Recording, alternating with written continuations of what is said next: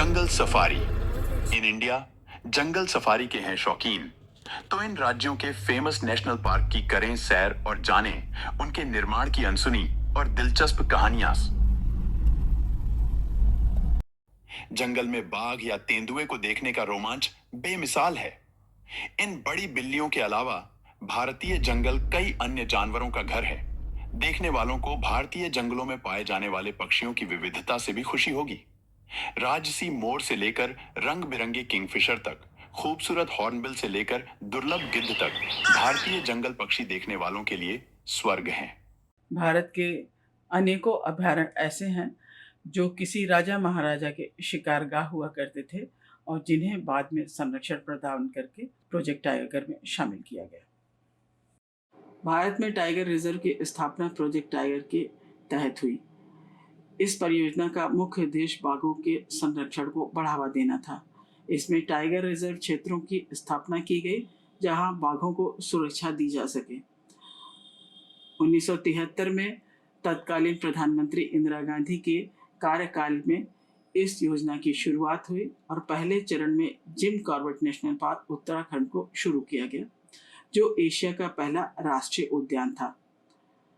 इस प्रोजेक्ट को सफल बनाने के लिए प्रकृतिवादी और संरक्षणवादी कैलाश सांकला का बहुत बड़ा योगदान रहा है।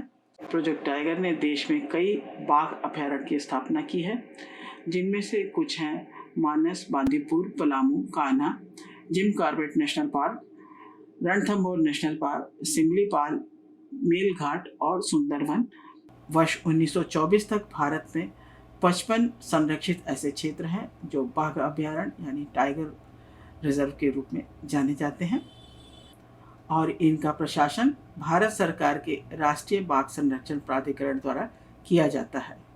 तो आइए इन बाघ अभयारण्यों में से कुछ मुख्य बाघ अभयारण्य पर हम आपकी नज़र डालते हैं।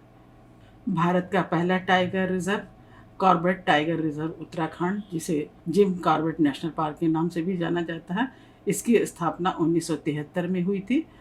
उत्तराखंड के नैनीताल जिले में स्थित अपने खूबसूरत परिदृश्यों और भारत के पहले राष्ट्रीय उद्यान होने के साथ साथ यह बाघों को देखने की सबसे अच्छी जगह मानी जाती है।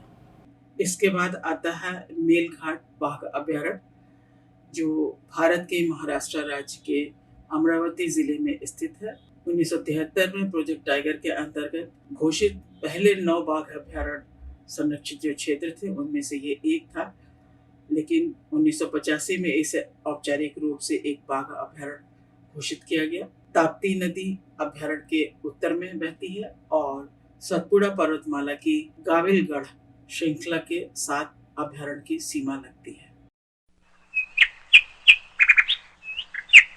जिम कॉर्बेट के बाद दूसरा टाइगर रिजर्व जो अपने खूबसूरत परिदृश्य और जंगलों के कारण जाना जाता है, वो है बांदीपुर टाइगर रिजर्व, जो कर्नाटक में स्थित है। बांदीपुर टाइगर रिजर्व की स्थापना भी 1973 में ही हुई थी। ये नीलगिरी बायोस्फीयर का हिस्सा है। ये मधुमलाई अभयारण्य से जुड़ा हुआ है। इसके अलावा इस अभयारण्य में बड़ी संख्या में टाइगर के अलावा एलिफेंट और दूसरे जानवरों की साइटिंग होती है। अगला है कान्हा टाइगर रिजर्व, जो मध्य प्रदेश में स्थित है और यह अपने पाए जाने वाले बाघों के अलावा यहाँ पर बारहसिंघा और जंगली कुत्ते भी देखे जा सकते हैं। इस पार्क की स्थापना भी 1973 में ही हुई थी और यह पार्क एशिया के सबसे व्यवस्थित पार्कों में शामिल है। इसके बाद नंबर आता है मानस टाइगर रिजर्व, जो कि असम में स्थित है और इसकी भी स्थापना 1973 में की गई थी। ये भारत में एक विश्व धरोहर के रूप में स्थित है, जो कि पूर्वी हिमालय की तलहटी में स्थित है। यह सिर्फ बाघों के लिए नहीं बल्कि हाथियों और गोल्डन लंगूर के लिए भी जाना जाता है। टाइगर प्रोजेक्ट के अंतर्गत नागार्जुन सागर शैलप टाइगर रिजर्व भारत के उन रिजर्व में से एक है जो अपना एक विशेष स्थान रखते हैं। इसकी स्थापना 1983 में हुई थी। इसका क्षेत्रफल 3728 वर्ग किलोमीटर है। आप यहाँ पर स्लॉट बेयर और भारतीय तेंदुओं की झलक भी पा सकते हैं। जीप सफारी का आनंद ले सकते हैं।